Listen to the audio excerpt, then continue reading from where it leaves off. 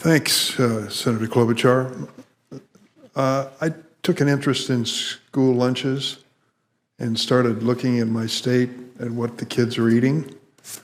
I went to Roberto Clemente High School in Chicago, an inner city school, largely African American and Hispanic. And I asked them, what do the kids eat for breakfast?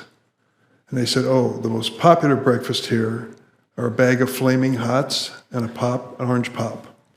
That would be what they pick up at the store on the way to school.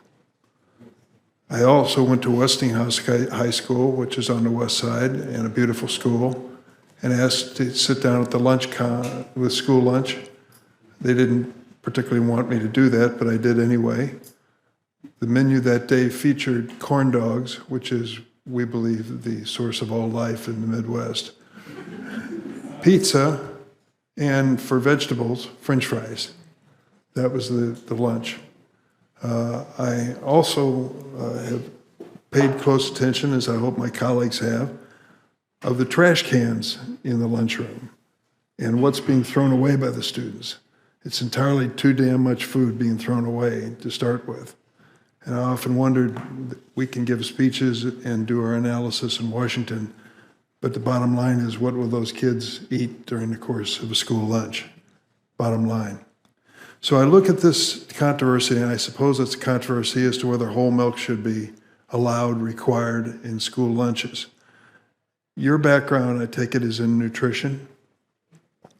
You're referred to as doctor, so is that correct? PhD? Yes, sir. Good. I'm sure you're qualified.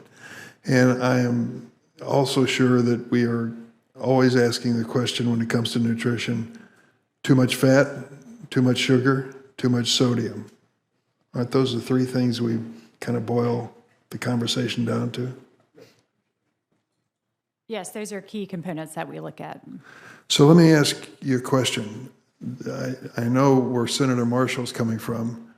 He is the original milkman in the Senate Ag Committee, and proud of it. And I just have to ask this. I look at the groups that oppose this bill, and they include the Academy of Nutrition and Dietetics, American Academy of Pediatrics, the American Heart Association, the American Public Health Association, the Center for Science and the Public Interest, the National Association of Pediatric Nurse Practitioners, National WIC Association. Do you know any major health groups that support this bill? I can't. I don't have information to that regard. Okay, I'd be interested in that. Has any survey been done about kids, whether they will accept 2% milk, the same as whole milk, or have a preference for skim milk or whole milk or 2%? We don't have data on preference directly, just on data on what is currently consumed. And the most commonly consumed is 2%, followed by whole, then low fat and fat free. So we do have data, but across the board, current consumptions need to increase. So whatever the form is, we need to have greater consumption of dairy. Did you use a figure 35% consumption for a certain group of teenagers, I guess it is?